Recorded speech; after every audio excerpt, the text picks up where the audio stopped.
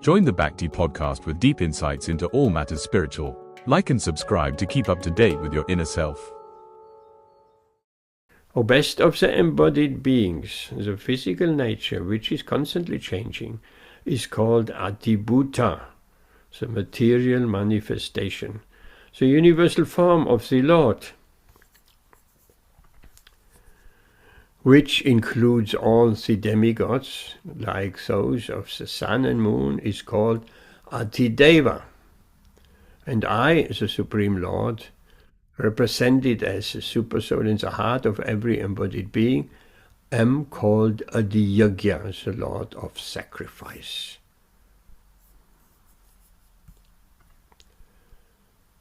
Jayanti Hare Krishna. Welcome. So, a beautiful verse. First of all, Lord Krishna is saying, the adhibhūta. What is the adhibhūta? The adhibhūta is a physical nature, which is constantly changing. That is the nature of this material world. Anything physically in this material world is changing at every moment. Nothing stays the same. Our bodies are changing at any moment. Scientists have concluded that every 7 years of a human life, all the cells in the body have completely changed and renewed. So that we don't find a single cell in our body from 7 years ago. So constantly changing. Our body is changing, the cells are changing. Everything is changing, and because of the time factor, we are under the clutches of, as Srila Prabhupada points out here, the 6 stages we're passing through. Of birth, we grow, remain for some time, producing some byproducts. Byproducts, these are the children. Then we dwindle, and then we vanish. And we take another body. Again, birth, growing, remaining. Byproducts are produced, children. We dwindle, and then we disappear again, and again, and again, and again, and again. So this is our bodies, which are constantly changing in this material world. Not like our spiritual body. Just to make some contrast, our spiritual body is eternal, is not changing. Krishna's body is not changing.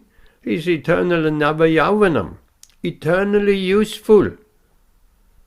Never, even when Krishna was here, and married his queens in Dwarka, and by that time he was over 100 years old, but he was ever useful as a youth. He's not growing any older as a youth. So that's a spiritual body. Krishna has a spiritual body, and we, deep inside, we can develop a spiritual body too. In fact, without taking shelter of a spiritual body, we cannot go to the spiritual world. With these material bodies, we cannot go to the spiritual world. There are a few exceptions where, for instance,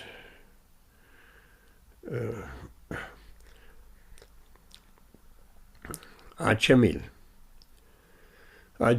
after having wasted his later life in pursuit of sense gratification due to the association of that prostitute, which he was attracted to.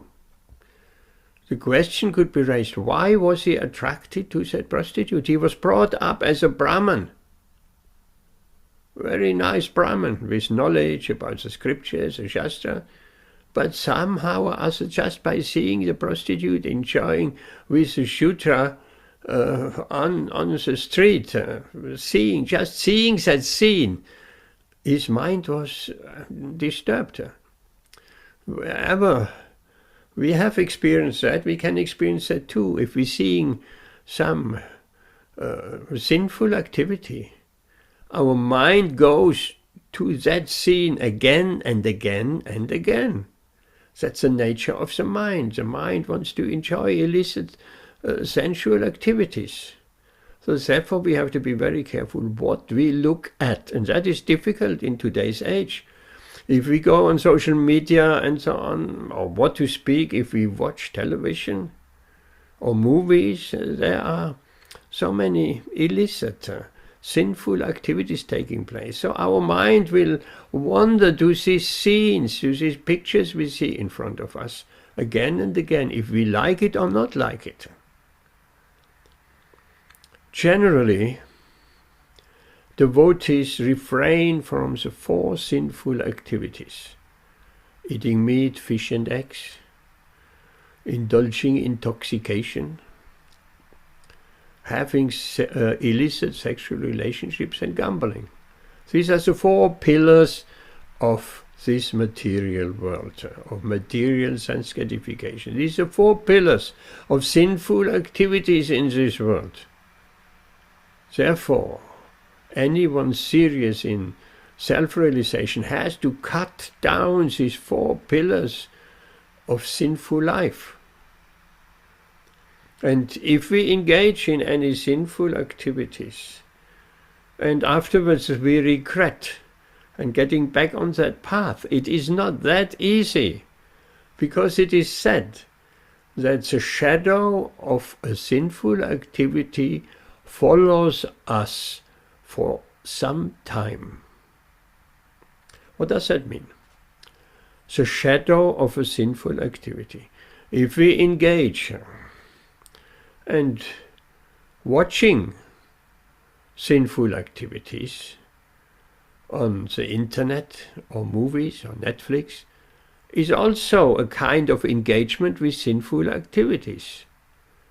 We may not physically act and break our principles, but we watching other people breaking the principles.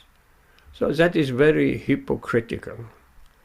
We're trying to refrain from meat eating and fish and eggs, intoxication, illicit sex life, and gambling. We try very hard to refrain from these 4 sinful activities.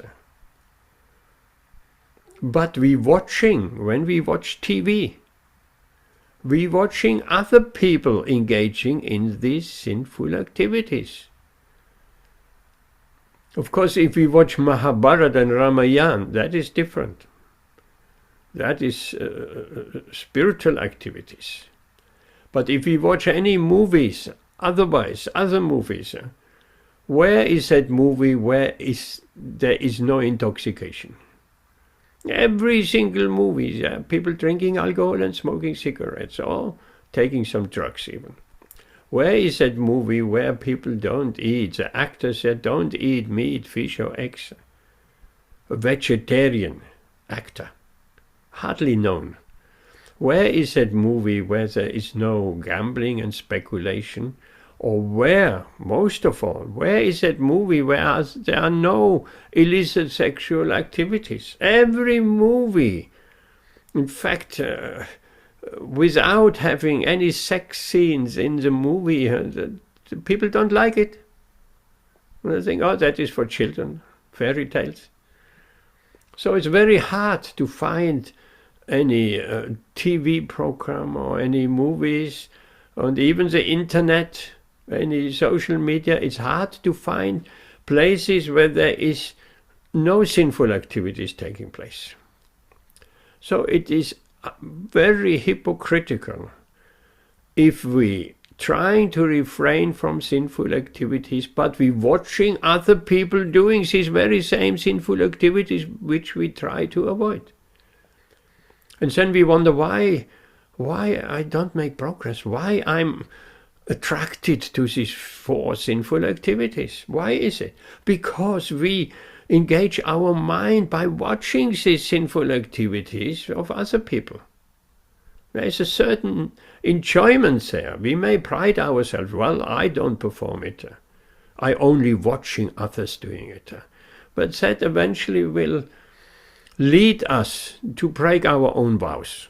Eventually we'll fall down from our spiritual position if we watch other people breaking the principles, engaging in sinful activities. So the question could be asked, what is sinful? Well, certainly the four principles, the four. Meat eating is sinful because we're killing another living entity. We are responsible for the death of another living entity for our personal sense gratification. For the enjoyment of the tongue, we're causing so much suffering. Some long time ago, I was with some devotees in India, and we, on our way back home, we had to spend some time in Delhi. So we went to Connaught Place. And then we were in devotional dress, of course. And we chanted Hare Krishna, little kirtan. Before we knew, there were people from all the corners of Connaught Place. They came and they joined our kirtan, and we had a big group of people chanting Hare Krishna with us. It was beautiful. And some students also came, a group of students. And after the kirtan has ended, then there was a discussion, and some questions, some answers. And the students, one student in particular, he argued, what's wrong with meat eating? And I tried to explain to him that we're causing so much harm. I mean, students, Western education, not Vedic students, these were Western educated students. So we're all more or less rejecting the Vedic heritage and just following and aiming for Western culture, thinking after the studies maybe they're going to America or England or like that. They couldn't appreciate their Vedic culture. Ben, Hare Krishna, welcome. By the way, Amit sends his apologies, he cannot come tonight. So, sends his greetings to all the devotees here.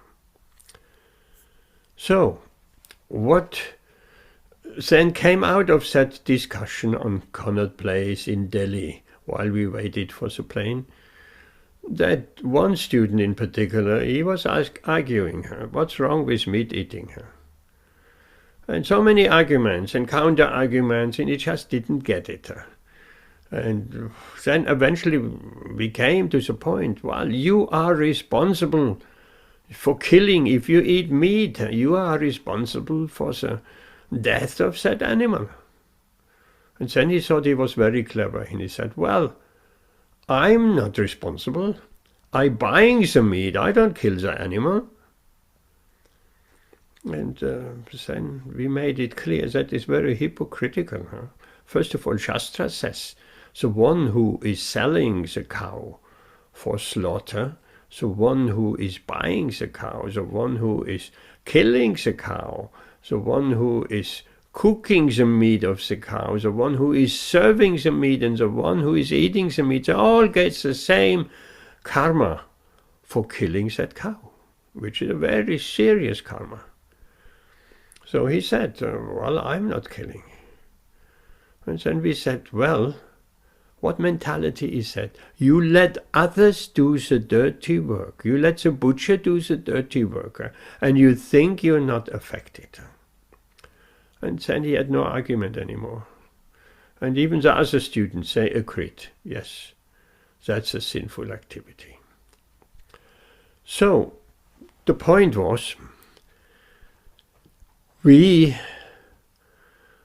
refraining from engaging in these four sinful activities, but we watching others on TV or movie or internet engaging in those activities. So eventually it will catch up with us, because our mind will wander back to those images we have seen, to those scenes we have seen.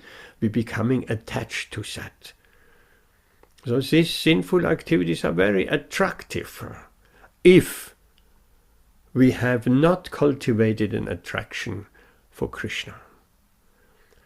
And that is the only way that restless mind can be controlled, by being attracted to Krishna and all his beautiful manifestations in Shastra, in this world, even in this world, the beautiful manifestations of Krishna. We're going through nature now, spring is coming, the flowers are growing, the birds are making their sounds, and we are absorbed in nature. So these sinful activities will not come to our mind. All this makes impressions on our mind, samskaras. They're called samskaras. We may perform samskaras for our children and give them a beautiful start in life. And these samskaras will stay in their mind and purify their whole existence. That is important, sure. But all these impressions of what we see, what we hear, what we touch, what we taste, what we smell, all this creates samskaras too. So we want Krishna samskaras, not material samskaras. So more Krishna samskaras, engaging in some devotional activities. Therefore, devotional service is a supremely beneficial path, because we engaging in spiritual activities, and they're making also samskaras. And these samskaras, we nourish them and we repeat them again and again, and new impressions in the mind. Eventually, all the sinful, karmic samskaras from the past, they will go more and more in the background and rarely come to the surface. And then on that long path of anartha nivritti, of clearing the heart from all, that's what it means, clearing the heart from all these sinful impressions from this life and previous lives, karma. Krishna says, you surrender unto me, I will wipe off your karmic slate completely clean. And then we can just engage in spiritual samskaras. So here Lord Krishna says in this verse of today, physical nature is constantly changing. That is called adhibhūta. That's why we cannot take shelter, what to speak of finding any satisfaction in material activities, because they're always changing. We want to take shelter of something constant, of something eternal. That's our nature, because we are very small. And the small wants to take shelter of the big. Like we have told that story before. When Srila Prabhupada in his childhood, he traveled with his father, Gomohan Day, on the tram in Calcutta. And the TT, they say on the train, ticket taker. I don't know, on the tram it's also called the TT. But the conductor came and he said, tickets please. So Gomohan Day, he showed the tickets, and then jokingly he said to the young Abhay, and where is your ticket? And he said, I have no ticket. And then he said, well, then you cannot travel on the trolley bus, on the tram.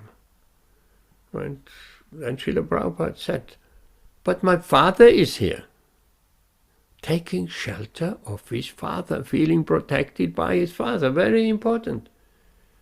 In the same way, as a small child takes shelter of his father or mother, and depending completely on them, and everything will be sorted. In the same way, if we take shelter of Krishna, but Krishna is here, but Krishna is with me, my Krishna, Suridam Sarva Bhutanam, he is a well-wisher and friend of all living entities, he is there. As we recently read, one has to become a friend of Krishna, just like Arjuna. We have to understand Krishna is a supreme friend.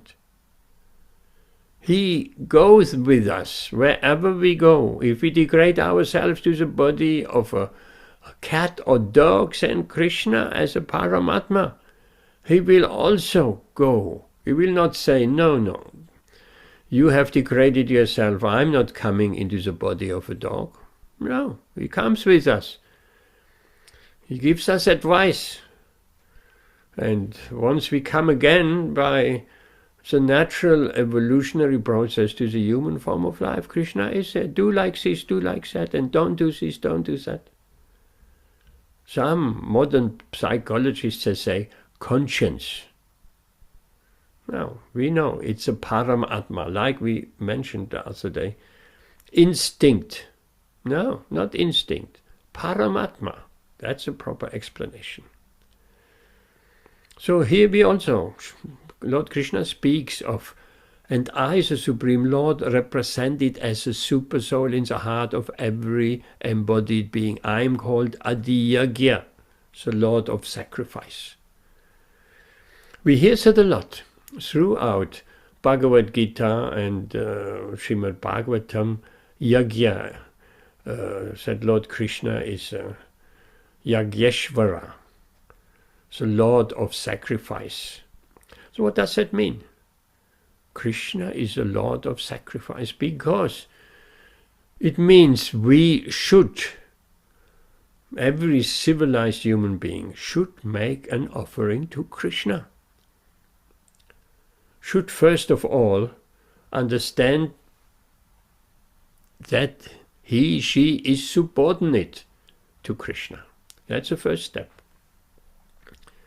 There are many people who think, I am the Supreme, I'm the Supreme Controller. I just talked with someone today.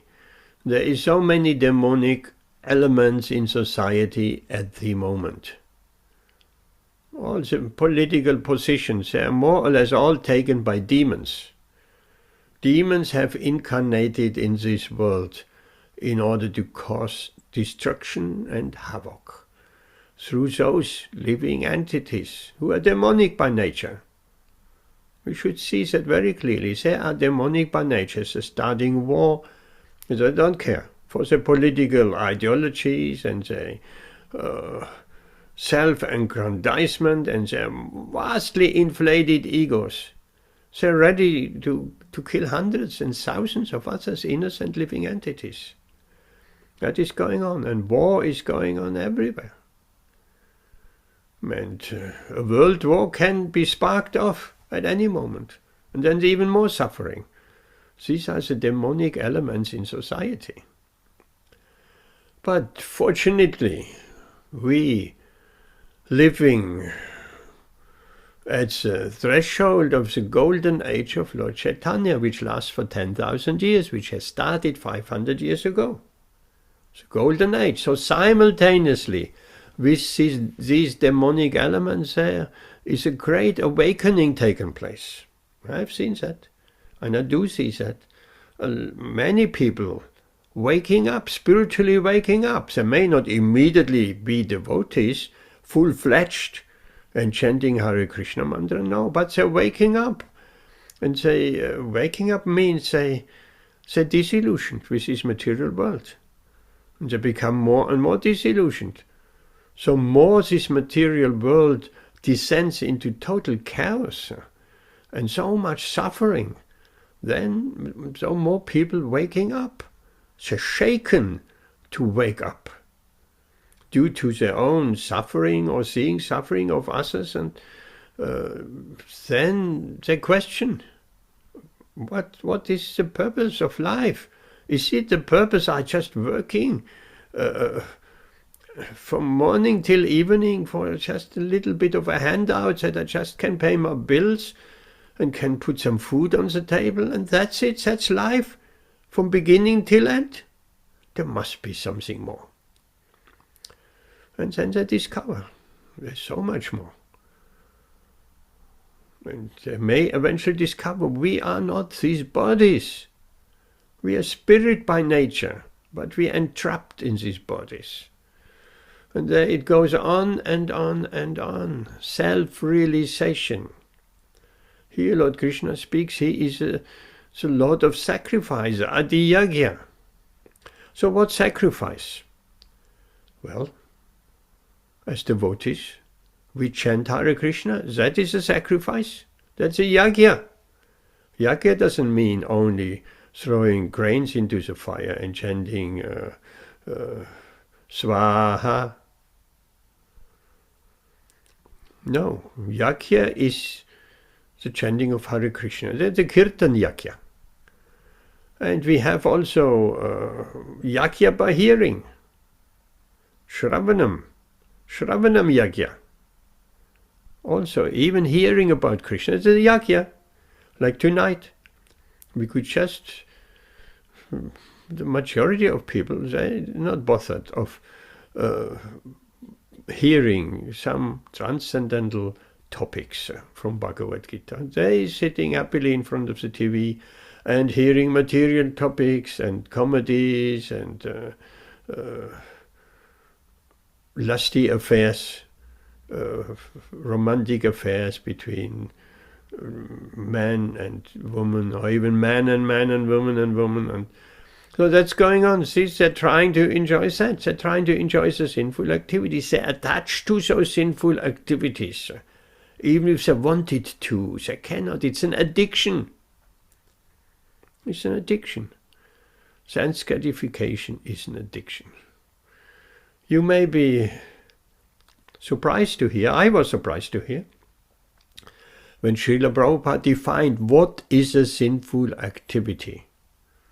We may immediately come up with sinful activity. Oh, I know, meat eating and fish and eggs and gambling, illicit sex and intoxication. That's sinful activity. So Srila Prabhupada's definition was far-reaching.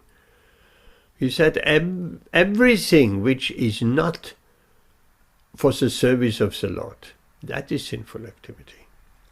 That's a very radical, far-reaching definition. Of course, there are different grades in sinful activities, and there's different karmas we're getting for different sinful activities. But in the ultimate sense, everything which is not connected and not meant for the pleasure of Krishna, that is sinful activities. Because devotional service for the pleasure of Krishna, that's our real life. That's our real life. And there are unlimited varieties. And the transcendental bliss is always expanding. Ananda buddhivardhanam. So that is real life. And if we come away from our material endeavors to enjoy our senses, becoming a bit away, then we realize how blissful an ocean devotional service really is.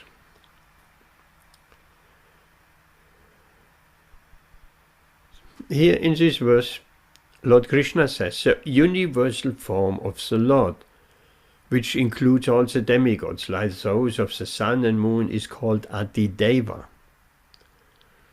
So that's a universal form.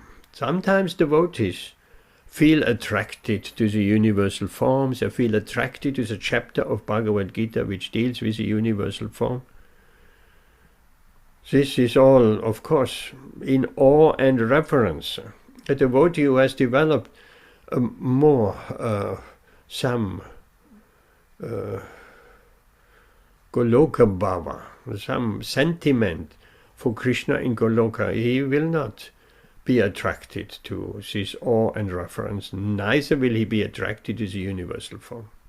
In fact, in this verse, in the purport, Srila Prabhupada says, the universal form is important for the neophyte, for the beginner in Krishna consciousness. To visualize some form of the Lord, to visualize the lower planetary systems are his feet, and then his body and his head, and his eyes are the sun and moon, and these kind of descriptions are there.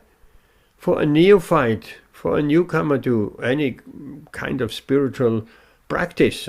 Why? Because they cannot conceive anything which is not form. So they can relate to the universal form because there is some material description there. But we are advised to take shelter of the transcendental form of the Lord. For many that is very difficult, for any neophyte devotee, very difficult to conceive of the transcendental form of the Lord, because we want to see form, we want to touch, we want to smell, physical. We are so much still in the physical nature. But Krishna is so kind. He has descended as an Archa-vigraha, the physical conceivable form of the deities in the temple. He has authorized the worship. He is present in this Archa-vigraha for our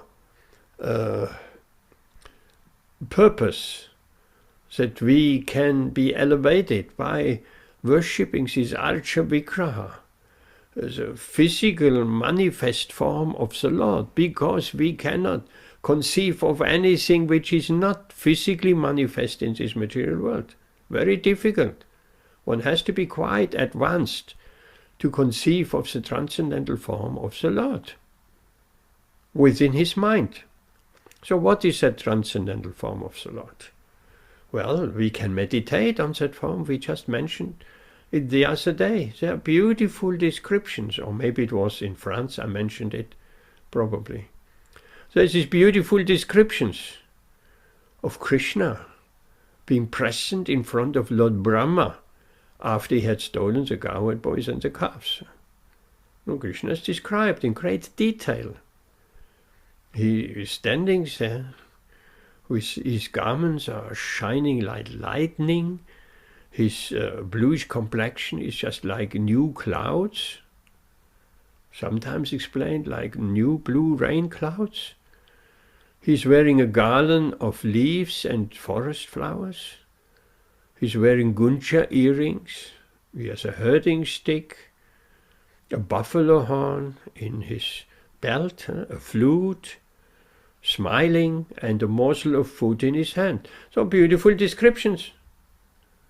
It's just like a template for our meditation. So if we are on that level of Krishna consciousness, we can visualize this form of the Lord, or any other form, Krishna form. Srila Prabhupada says that's the most beneficial. Of course, the Lord has so many forms. Varaha, Kurma, Nrsimhadev. Some are attracted to other incarnations of the Lord. But Srila Prabhupada said we should fix our mind on Krishna, on Shyama Sundar, that form with his bluish complexion, peacock feather in his hair. That's the most beneficial form. Beneficial means we getting the greatest benefit. We become attracted to that kind of form of Krishna in our meditation. We can meditate on this form. We can recall that mental picture. In fact, I have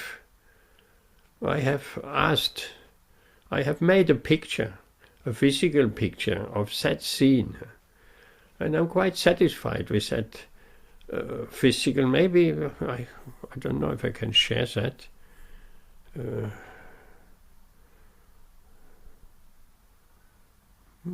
Maybe I can send it to you, or at the end. You may have seen it.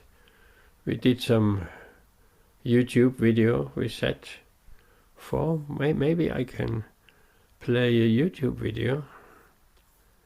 I'm not so sure how that would work.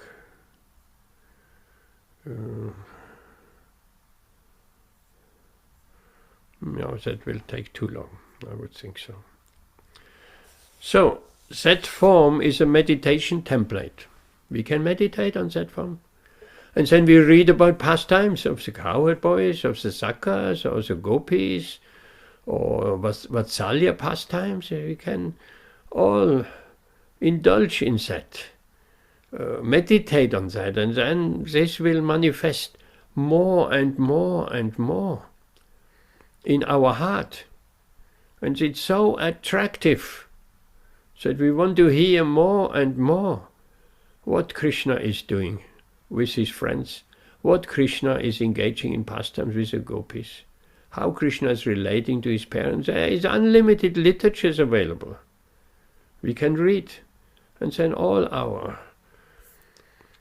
material attachments, they will all fly away in no time.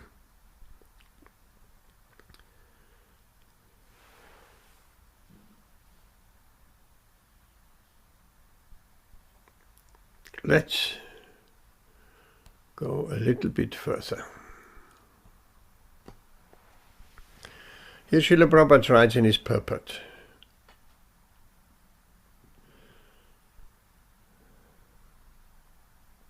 Now a little bit more on this universal form. Actually, it is said in Shastra, this universal form is a material conception.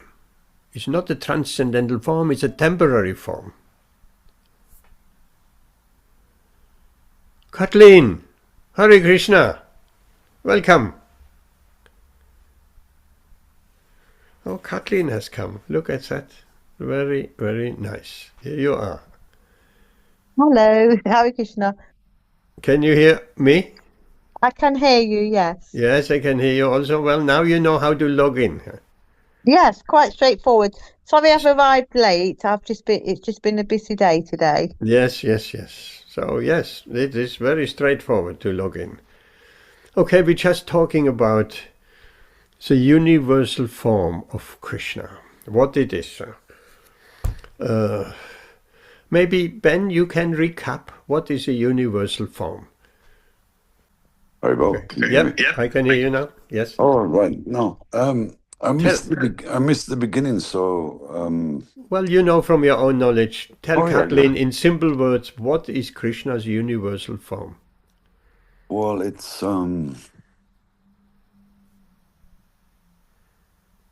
kind of like described as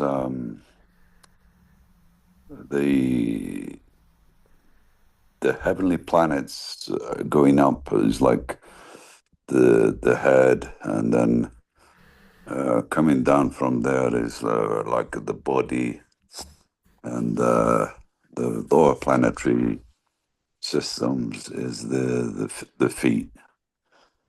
But I mean, it kind of incorporates everything, you know. Physical forms, non-material forms, unlimited different forms, as in the chapter 11, the universal form, you know, where Krishna manifests that to Arjuna. It's just like some kind of bewildering display of Krishna's like unlimited form. So he's like, even to describe it, you can only just like touch on it really, because it's just beyond any kind of comprehension. It's just like so huge, you know. It's like Arjuna, when he saw it, he was completely bewildered, like, and he very quickly wanted Krishna to return back to his personal form, you know, because it was too much for him. But I mean, can you also like look in an impersonal form, in an impersonal way as well, you know, that the whole kind of impersonal world could be seen again as Krishna's form, because it's Krishna's external energy manifesting in so many different ways.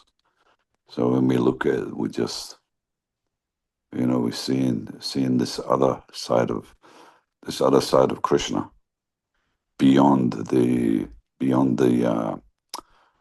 personal form. Because a lot of, like I think you touched on, a lot of people, they initially, when it comes to their spiritual awakening, they don't really have any idea who God is in a personal way, but they can relate to nature. They can relate to like the universe. So they see God as an energy much greater than them, but they can't really quantify it, or they can't really see it as a personal form, but they can quite easily accept it as nature or as the universe in that kind of way. I don't know if I'm way off the beam here with this one, but I'm sure there's a much simpler explanation, and I'm sure you're going to give it now. Yeah, no, very nice what you said. Thank you very much for that. Yes, also in this verse it doesn't surface really, but impersonal. Yes, it's much easier to think of God as an energy and like that. That is certainly one aspect of Krishna. That is this energy is a reflection of his effulgence. But behind that energy, understanding of spirit, behind that is a localized form in the heart of every living entity. There is a manifestation called technically Paramatma in the heart of every living entity, animals included, plants included, every living, wherever there is consciousness, there is this Paramatma. We say we are the Atma. Atma means the soul, we could roughly translate that. And Paramatma means the supreme soul. So the Paramatma is in the heart, and the supreme soul, Paramatma, is in the heart. And as a witness, because a question could be asked, we speak of karma, of action-reaction, or in simple terms, what goes around comes around. Everybody knows. Many people accept that. Many. What goes around comes around. So what I do will have some ramifications. It will come back to me. If I do good things, it will come back to me. If I do bad things, it will come back to me. It may not come immediately back to me. If it immediately we get a reaction of some of our activities, we are fortunate, because we will understand, because I acted like this and that, therefore I am now enjoying or suffering, whichever it is. There's a good karma, there's bad karma. Bad karma means suffering, means we have engaged in some activities which are not approved by the universe, we could say in an impersonal way, by Krishna. If sometimes that karma goes over, we have karma from previous lifetime. We have acted in a certain way and we get the reactions the next lifetime. That's very difficult to connect both. Therefore, we say it's fortunate if we can make that connection between our action and what we receive. What goes around and what comes around. But if it's too far apart, then our memory fails us. So after that impersonal God as energy, which is all true, is one aspect. Next aspect is that Paramatma, so witness in the heart. How else could we get the reaction from our previous activities? How is it possible? If there is not, where is it written down? Where is it noted down? That the question has been asked. Where is it noted down? Who's keeping the book? We have acted in a sinful, in a bad way, and therefore we suffer. Sinful activities mean suffering. Pious activity means enjoyment. So who's writing that down? It's that Paramatma in the heart, where everything is noted down, what we do. And then we are dished out the reaction to that. So generally the yogis meditate on that Paramatma. They try to understand that Paramatma in meditation. They concentrate their meditation on the heart. They want to see that form of the Paramatma in the heart, and that Paramatma, who is explained in this verse as a plenary manifestation of Krishna. Plenary means a full manifestation of Krishna.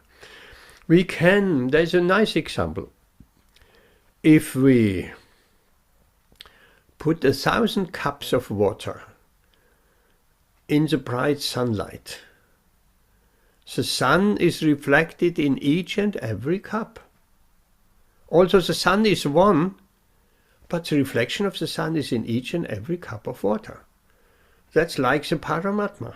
He is one, he's Krishna. That's one aspect of Krishna, but he is reflected in every living entity's heart. So he knows everything. He witnesses everything what's going on. Therefore, it is that Krishna can make some arrangements behind the scene. If Krishna wants to bring two people to meet each other, for instance, he can do that because he's in the heart of the one person and in the heart of the other person. He is inspiring from within the heart. That person walk around that street, then take a right turn, and the other person walk around and take the left turn, and they both meet. Oh, I wanted to meet you for a long time. Oh, by chance. Not by chance. By supreme arrangement. Everything is by higher arrangement. So Krishna has no problem. He's in the heart. He can inspire us to act in a certain way. And Krishna says in Bhagavad Gītā, if someone wants to remember me, I give remembrance. If someone wants to forget me, I give forgetfulness. And forgetfulness means we're forgetting our own inner nature. Because our nature as soul, as a self, is intricately connected with Krishna. Therefore we say soul and supersoul. Supersoul is a Paramatma. No, it's just like the soul, but it's a supersoul. We are not present in every living entity's heart, but Krishna is in his plenary manifestation as Paramatma. So another example is given, a nice little story. Two birds sitting in a tree, one is Krishna, one is me. Two birds sitting in a tree.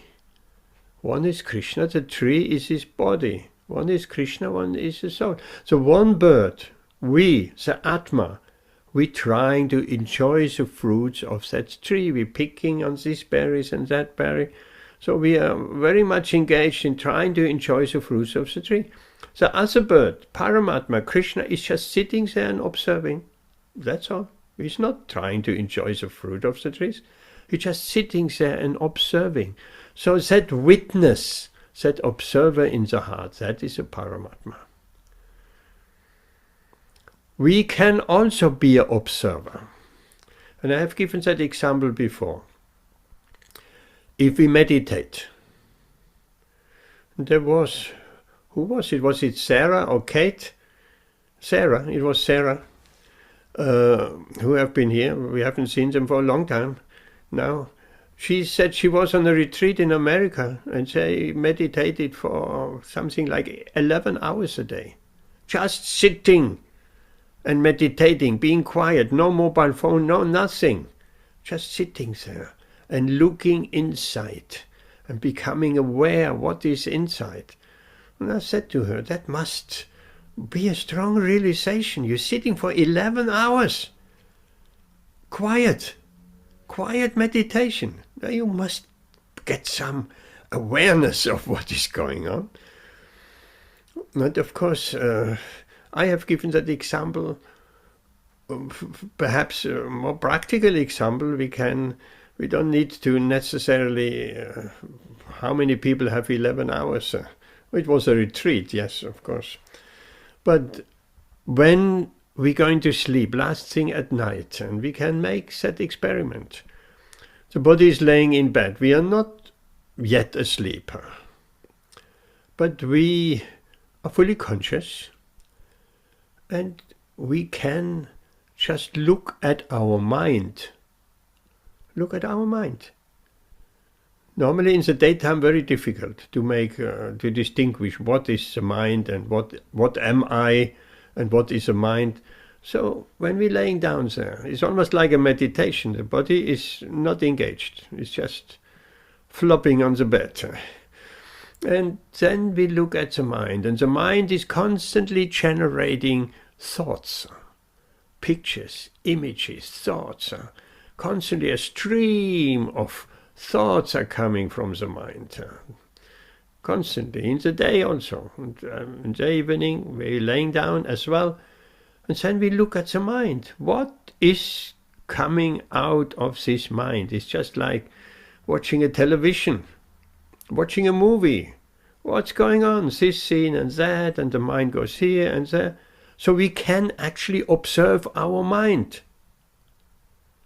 And if we can observe something, I'm different, I'm the observer. I'm the observer of my mind. Wow, that's quite a realization. We can feel that, we can practically realize that, and looking at the mind and what the mind is generating, what thoughts are coming out of that mind. So we are different from the mind. And we are different from this body. We are not this body. We are the driver in the body. And at the time of death, we are leaving this body, and what is left is just a piece of matter, a piece of flesh, which nobody even wants to touch. Even before, when we were still present in that body, everybody gives us a hug and a kiss on the cheek, perhaps, and we feel very affectionate. But nobody is going to hug a corpse, except someone maybe out of great grief. So something has gone. The driver in the body has gone. Like a car. The car doesn't drive without the driver. So we are the driver in the car. If we are conscious of that fact, then a great progress has been done on the path of self-realization. We're realizing who we are. Or perhaps we're realizing what and who we are not. So we are not the body. We are not the mind. Because we can observe the mind. How can we be something which we observe? We are the observer. That's us. So that is called self-realization, realizing who we really are. And then there is a Paramatma. He is a supreme observer. What kind of observer is he? We are only the observer of our own mind. I cannot observe what is in anybody else's mind. But Krishna can. Like the example with the cups of water in the sunshine. Krishna knows simultaneously what is going on in everybody's mind and heart. Now that is a unique manifestation of Krishna, Paramatma. So we're coming from that impersonal understanding of Krishna to see that this is energy becoming to the localized manifestation as a Supersoul in everybody's heart. And above that, there is still another manifestation, which is a Transcendental Form of Krishna, which is that Krishna who is described as a bluish boy who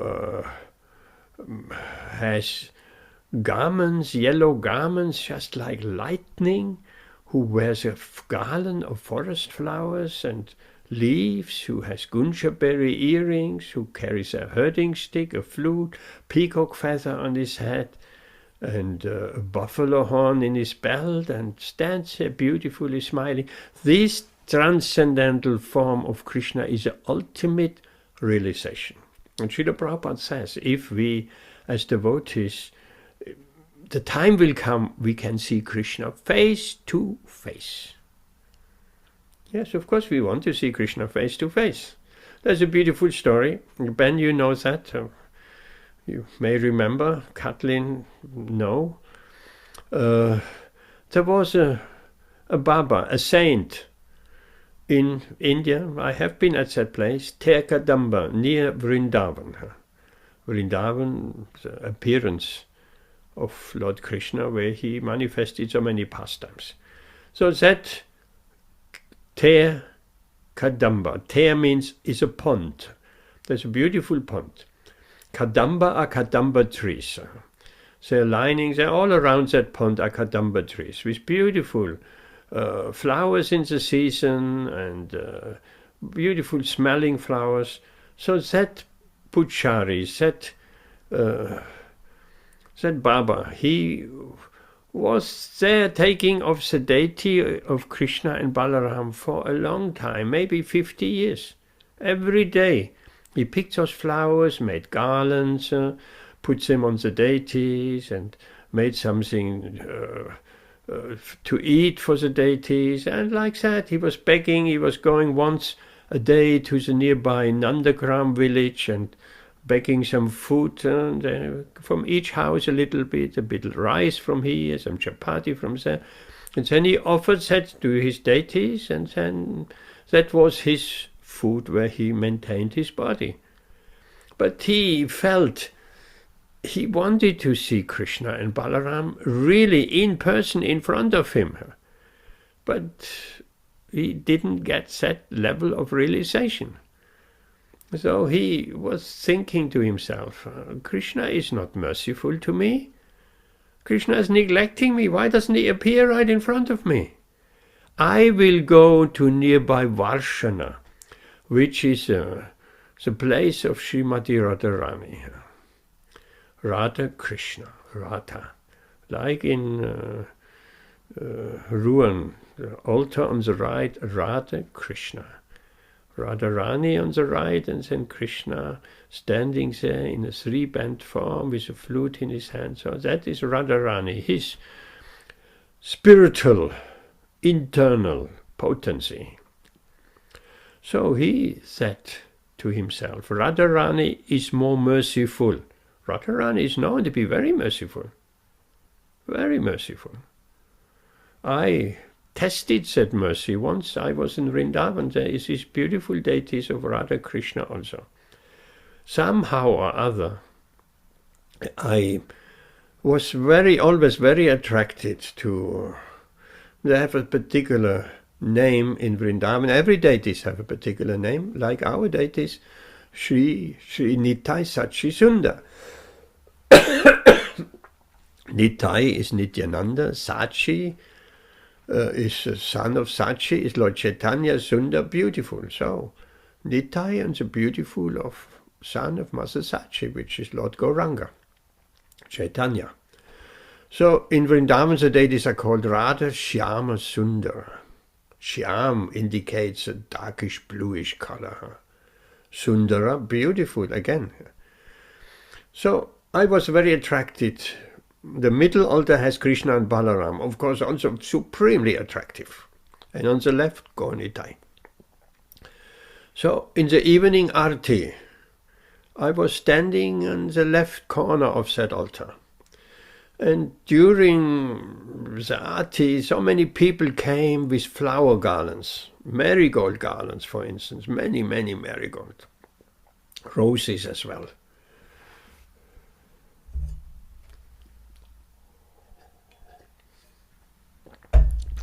And somehow or other, at the end of the day, the pujaris are taking the flower garlands off and giving them to the devotees, who are very happy. We got some garland from Krishna, from Srimati Radharani. Mahaprasadam. Prasadam means the mercy of the Lord. That's also what we eat. That's also the mercy of the Lord. on Saturdays. But garlands is also Mahaprasadam, because it's coming directly from the deities. So I got every evening, I got a garland. The Puchari, I just stood there and he just threw a garland over my head. Without fail, every evening. But there are many garlands, and so many other people got a garland as well. Perhaps dozens and dozens of garlands have been given out. Because in the evening all flowers and garlands are removed from the deities. So then I was thinking, if Radharani is really so merciful, like that Baba was thinking, Radharani is more merciful. Radharani holds in her hand a bouquet of flowers. And that was also taken up every night and thrown into the ocean of devotees. And everybody jumped to catch that bouquet of Radharani. So garland, many garlands, but that bouquet is only one every night. So I thought, let me find out if Radharani is reciprocating, if she's really that merciful. And I thought, I wish to just once get his bouquet of Srimati Radharani. And it has to be said, I'm a very bad catcher. I've always been a good runner, but catching I have been miserable. So when the Puchari was ready to throw that bouquet at the end, when all garlands had gone, then he took that bouquet out of Radharani's hand and ready to throw it. I jumped like everybody else, and I wasn't even in the middle. I was at the side of the mass of devotees, touching body to body. I jumped, and before I knew, I had this bouquet in my hand. I couldn't believe it. I had this bouquet actually in my hand. Wow! And I felt actually bad. I doubted Srimati Radharani would reciprocate. She has reciprocated. I shouldn't have doubted that. And she was very, very merciful. I kept that bouquet very sacred to me and beautiful. So that Baba, he was thinking Radharani is more merciful. Let me go to Varshana. Here, Krishna, I don't get any drop of mercy. Then he packed up his things. Well, things is just a lota, a pot and some cloth, and that's it. Just 2-3 things. That's all what he had. And he started on his way to Varshana, to Srimati Radharani's castle, palace. And then the boys, he has always, in the evening for his deities, he has also taken the garlands off and given to the boys, the local village boys, and they were putting them on themselves, and they were very happy. So when he walked off to Varshana, the boys calling behind him, Baba, Baba, you can't go, you can't leave. Who will give us garlands, sir? And he said, no, I can't stay here. Krishna is not reciprocating with me. Radharani will be more merciful. And they called behind him, Baba, Baba, don't go. And when he turned around to the boys, he had the darshan of Krishna and Balaram. So Krishna, his deities, but in total life form, moving, Krishna and Balaram personally appeared to him face to face, right, with his garlands he made around their neck. When he saw that, of course, he fainted. And then that day he didn't go to Nandagram and beg for alms. He didn't collect his chapatis and rice and sabji. And the people were worried. Baba has not come tonight. No, send some boys down. Please go down and see if he's okay. Maybe he's ill. So the boys went down to this Tergadamba, and they found him laying on the floor, shivering, in total ecstasy. He had the darshan of Krishna and Balaram. Who wouldn't be in total ecstasy? All the ecstatic symptoms on his body, hair standing on end, and in total bliss. And the boys asked, what happened here? And then he told them the story, and then he left his body for Goloka, for the spiritual world there, but we know that story. So Krishna can appear in front of us, like Srila Prabhupada says in many places. The day will come you will see Krishna face to face. And then if we have the darshan of Krishna face to face, then we are ready of going back to the spiritual world. We are the total realization. So,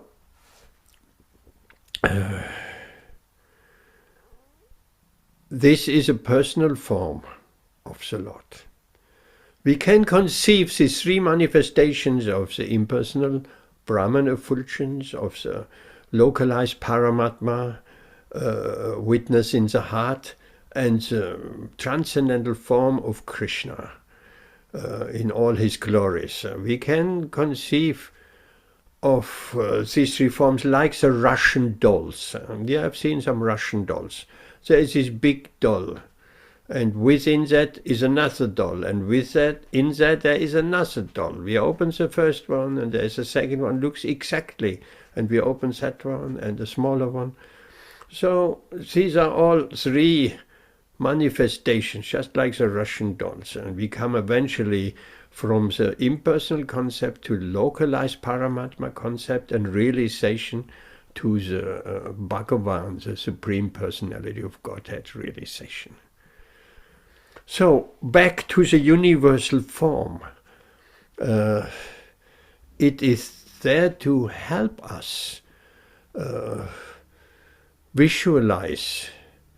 At the beginning it will be very difficult to visualize, except we are some kind of meditative yogi and we meditating on the Supersoul in the heart. It has also a form. The Vishnu Murti in the heart is a four-handed Vishnu form. That is a form in the heart. So there is a shape to it. The example has been given. How do we understand? Forgive me, Ben, if I bring that same example we have heard before. But I don't think Kathleen has ever heard that. Like in the West, American West, when the first train tracks were built and nobody had an idea what is a train. So there are people speculated, a train maybe is like this, like that, but the train tracks had just been completed and it was announced the train will come at 12 o'clock tomorrow in the station. They had a little station there, little house. So people flocked, of course, to the train station to see what is a train. And from far they could see some light approaching, big light. And some people, they thought, oh, okay, that's a train, it's a light. They left the station, went home, and people at home asked, oh, what is a train? Oh, it's a big light. Oh. Other people stayed a little bit longer. And then after that light, they could see some shape. There's some shape around her. The black shape of a train. And then they left and went home. What's a train? Oh, it's some light and there is some shape. And those people who stayed till the very end, until the train actually arrives at the station, they could see the light, the shape of the train, but they could also see so many activities, people coming out of the train, other people going in, suitcases and other luggage is going in and out and it's bustling her. That is a full picture. Not that this impersonal understanding or the localized Paramatma are not an aspect, but they're just an aspect. It's not the full picture, they are partial realizations.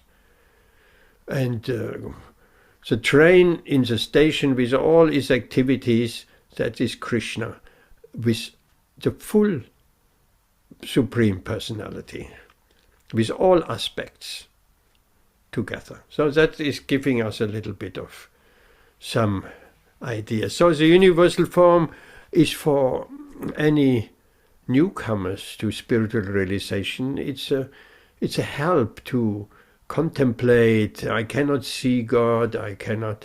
So, okay, God, you can conceive of him as the lower planets are his feet, and the higher planets are his head, the moon and sun are his eyes. So it's a visualization in order to help us.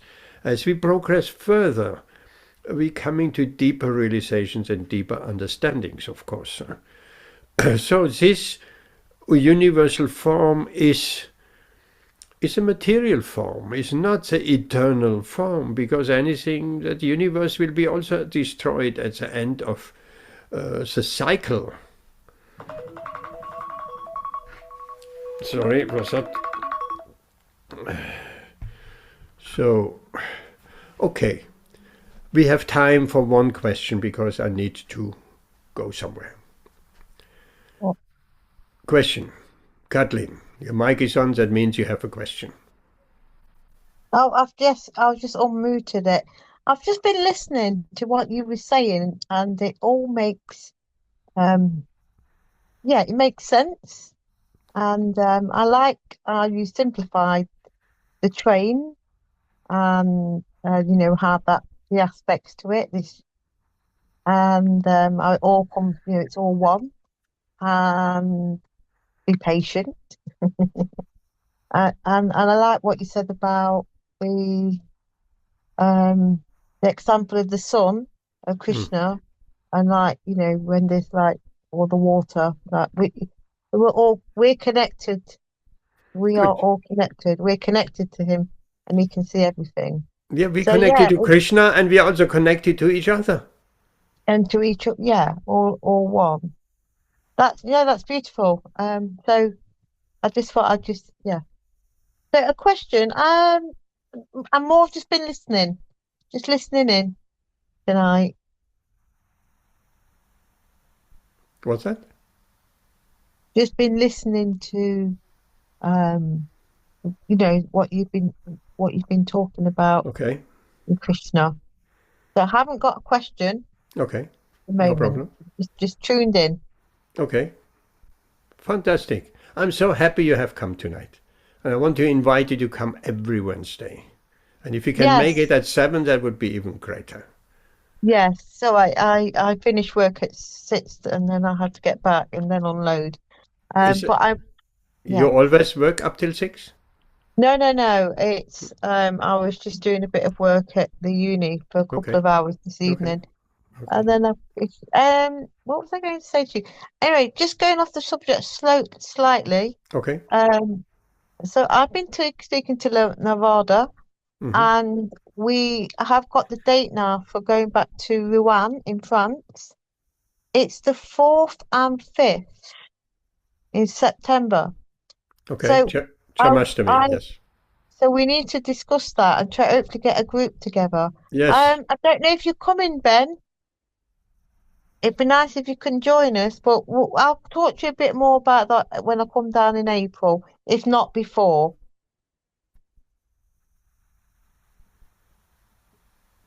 Ben? Yeah, that definitely a strong possibility, that one. Why, that would be great. That would be great. We're taking a group set. Woohoo! I'm happy to help organise that as well, because I've already looked at flights, and I've spoke to Narada, and we spoke about ferry, and so there was a group of us, and so I won't keep you, but I will discuss that with you further. But if it is a definite and you come in, because I think you are, Garanga, okay, I think it'd be good to make sure you got your room booked at the temple, and then I'll talk to you, Ben, when I come over. And I don't know if that other man was interested. I can't remember his name. Casey's friend. I think he might have been interested. But anyway, that's something I wanted to discuss, because I know it's September, but it's good to get these things. I would like to take the lead, if it's okay, just to get it organised. Oh, I love your organization. You're really thinking ahead, not like me leaving it up to the last day. No problem. I have to do that because anyway. But yeah, I'll leave it there for now. It's been lovely to join you. Okay. For this evening, and if you've got to go, Yes. I'll say bye, Hare Krishna, and I look forward to tuning in next week. Are we If I seeing can you? make, Are we seeing you on Saturday?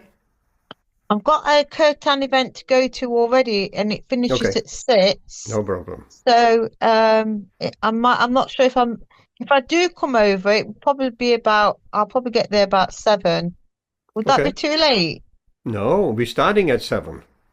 Oh, there you go then. I might see you Saturday. All Yes. being well. Hi, Hare Krishna. Very nice. Hare And we Krishna.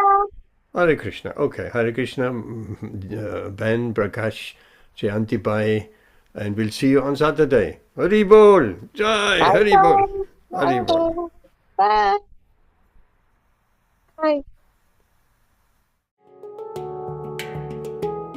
Join the Bhakti podcast with deep insights into all matters spiritual. Like and subscribe to keep up to date with your inner self.